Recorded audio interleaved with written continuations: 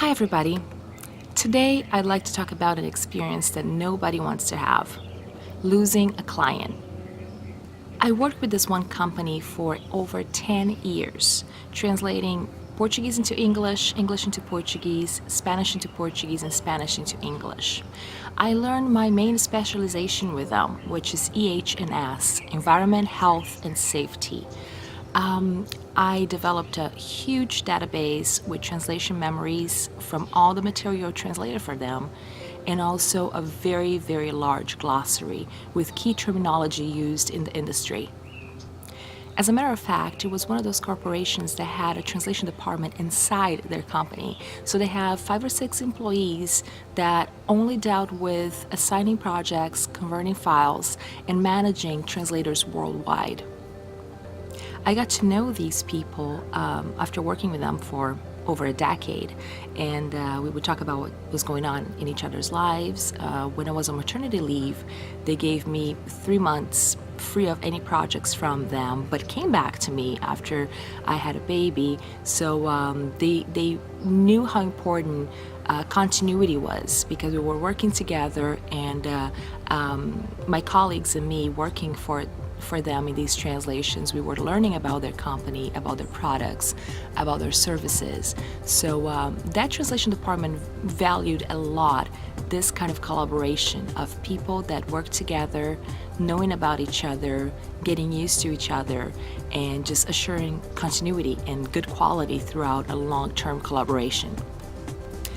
Then one day, a large translation agency did a marketing presentation at this company and talked to the business executives and promised to manage all their languages, deliver projects very fast, and take all this off their plate. So the executives made a decision to fire the entire translation department, those 5 people that have been working with the company forever, and just send all the translation projects to this one large translation agency. So they would save on facilities because they didn't need offices to have those employees anymore. They saved on salaries, of course, because these employees were paid, and there was all the extra expenses with contributions, Social Security, and other employee-related expenses that a company of that size always have. So they just weighed their pros and cons and decided to go ahead and put an end to the translation department and send everything to this large translation agency.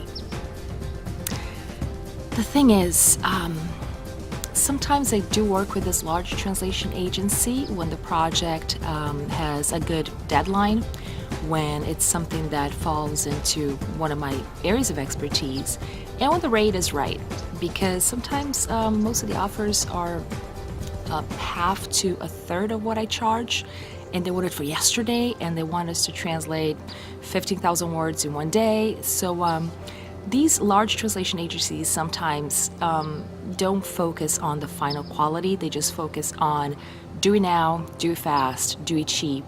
So I was kind of familiar with their process as far as getting a huge project, let's say 100,000 words, and divided it by 10, 20 translators. Each one does a little bit here and there, and then they just put it all together. Maybe someone goes over it to edit the final version and send it off. And translation agencies like that kind of give an illusion to clients that you can do 100,000 words in a week with good quality, when that's not always the case if you don't have someone supervising the whole project, someone that is actually a language person, not just a project manager who is basically just there to make sure the files are delivered on time, that the formats are compatible. For you to do something like this with quality, you need all translators working together and sharing terminology and really talking about the decisions they're making throughout the process. So the final product can really speak in one language and be consistent. So knowing how this translation agency acts and knowing the ins and outs of the company I was working with for over a decade, my main concern was that there wouldn't be any consistency. You see, I was in charge of most of the English to Portuguese projects for Brazil. And when they needed the same material into Spanish, my colleague that has been working with me for a decade was in charge of it. So we already knew about their favorite terminology, what the engineers wanted to see on paper as far as the language that was going to be used in Brazil or in Latin America. And when you get 10 people, different people, working at the same product all the time, there will be inconsistencies. You won't know most of the information about the products that this company is selling or the services they're offering, and there will be inconsistencies not only with terminology but with the overall look of the final product, of the final translation. So my main concern with this kind of system was maybe the corporation that is ordering these translations could get sued because of faulty translation. A process or machinery could be faulty because of bad translations, and not because only a translator was bad, but maybe because the translator wasn't a match for the product, and because mostly the translator wasn't familiar with what was going on in the end client's company. So my main concern was if they got sued because of a faulty process or system or a faulty product, would they be able to trace it back to a faulty translation? Would they be able to understand that the executive decision they made to save more money and centralize the process as far as firing their translation department and hiring one translation agency to deal with everything without really knowing what goes on behind the scenes, would that ever be questioned? Would they go back into their executive decision and say that they had a very good system in the first place and realize that the money that they were spending on those 5 employees and on a smaller scale operation, always dealing with the same translators for each target language, would they understand that that was the perfect case scenario, and when they try to cut costs, they actually puts themselves in harm's way as far as how their final products and services are going to be presented to audiences worldwide? Once the decision was final, and none of us, the translators or the project managers working for that company for such a long time, once none of us really had a say in it, and the decision was made, and everything would go according to plan with the translation agency, I realized that there was nothing I can do about it. I, of course, would be upset if down the road, 5, 12, 18 months, I saw something on the news about how there was a problem in Brazil with this company, or a problem in Latin America, or anywhere else for that matter. I would be upset knowing that maybe the translation was the issue, and this company is still to understand how important translations are to their products and services and to their interaction with worldwide markets. But as translators, the only thing we can do is just educate clients, let them know about the risks of following an operation like that, where there's no continuity, there's no consistency, different people are coming in at different times and not interacting with each other and just translating at the word basis, not at the knowledge basis, meaning that you just see the words there, put them in the target language, and you're done. When you're working with a company like that, you need some kind of continuity to learn about the processes, learn about their systems, and be able to help them better with your skills, which is your language, and make sure that they're going to succeed in the target market, because communication is key when you're trying to sell products and services to another audience that is not your own. So, the only thing that we as translators can do when something like that happens, and even after you educate your client, you still cannot make them understand how important translations are to their own sustainability. The only thing you can do is just worry about yourself, especially if this client that you lost represents maybe 50% of your income. and make sure that you never feel comfortable. No matter how long you've been working with a client, things can change. Things that are out of your hands. So never feel too comfortable, and don't put all your eggs in the same basket. So make sure that you're always looking for new clients, always trying to sell your services, always trying to educate new clients, so you can have a large client base. And if one client decides not to work with you anymore, because whatever reasons, you have other clients that will balance things out. The one thing that you cannot accept, though, is losing clients because of your own fault, because of quality issues, or because you're missing deadlines all the time. So if you have things under your control and still a client decides not to work with you anymore, the best thing that you can do is just diversify and make sure that you don't feel too comfortable and complacent and just think, yeah, the client is sending me things every week, so I shouldn't worry, I shouldn't go out and look for new clients. You should always look for new clients, because if one goes down, or if one doesn't have any need for your services for 3-6 months at a time, you always have other people that can use your services to balance things out, so you keep a sustainable operation and you keep an income.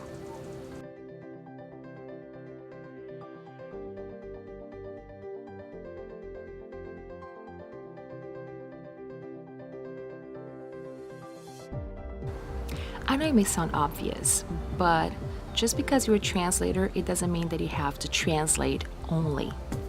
If you diversify your services, you have better chances at staying sustainable and staying busy, and always having projects back to back and organizing your schedule better, so you don't go weeks at a time translating 1,000 words here and there, and then in 1 week you have 100,000 words on your lap and you have to turn projects down. So the best thing for you is to look for other kinds of activities related to languages and related to translation that you could do because you're good at, that it's an additional service that you can offer. Things that you enjoy doing and that you know that you do a good job with. So you don't have to only offer translation services from B language into A language. So some ideas to diversify your services include working as a copy editor or proofreader, meaning that you would be that added layer of assurance, receiving files that were translated already by a translator, so you could just make sure that it reads well, that there are no grammar mistakes, there are no concepts that are not clear, so you could work as that added quality assurance layer, copy editing other translator services. If you're good at writing, and if you have a certain specialization, a subject that you really know a lot about, you can offer your services as a technical writer. So let's say that you're very good in engineering, or you're very good at fashion, design, whatever specialty area you have a lot of knowledge in. You can also offer your services as a writer, and you could work with your client writing blog posts for their website. You can generate content, creative content for them according to their products and services. And maybe the material you'll be creating will be translated by other people, because that's going to be the original that your clients are going to work with as far as selling their own services. You could also work as a cultural consultant, meaning that if a client is trying to launch a product or service somewhere else, like the country you come from, for example, you can help them decide on a better product name, because maybe the name of the product they already have is not going to work so well in that target market. So you could work with the cultural sensitivity aspect of languages, helping your clients make better decisions as far as the language they're going to use in the target country. If besides translating you like interpreting as well, you could think about doing some training and taking some classes and get a professional certificate in the area, so you can adapt your translation skills into interpreting skills and seek assignments in that area. I have some colleagues that actually work 50-50, some translation, some interpreting, and that helps them diversify their schedule when they don't get as many translation projects, but there are a lot of events in town that they can interpret for, or the other way around when it's a low season for events and they have more hands-on translation projects to work with. Another thing that you can do is consider teaching. Let's say if you have this specialized knowledge that you would like to share, you can approach a university that already has a translation department and already has a translation program in place. You can offer to teach classes about this specific subject so you can share knowledge with people that want to have that specialization as well. Even if you don't have a university nearby that works with translation courses, you could teach webinars, you could teach classes online and reach people even outside of your region. Lastly, another idea that can help you diversify your services is working as a voice talent. If you have a nice voice, if you have good speech skills, you can try to offer that service, narrating commercials or instructional videos or training programs for your clients. So maybe if you see that they have some kind of material in that area that you're translating already, you could offer your services to put your voice into it as well, and that material can be used in the target language in the target country, and that's an additional service that you can offer too. So the main thing here is try to find something you're good at. Don't try to just wing it, and something that can help complement your translation income, so you always have a balanced operation, something that is sustainable, that you can minimize the ups and downs that we have as freelancers in the translation industry.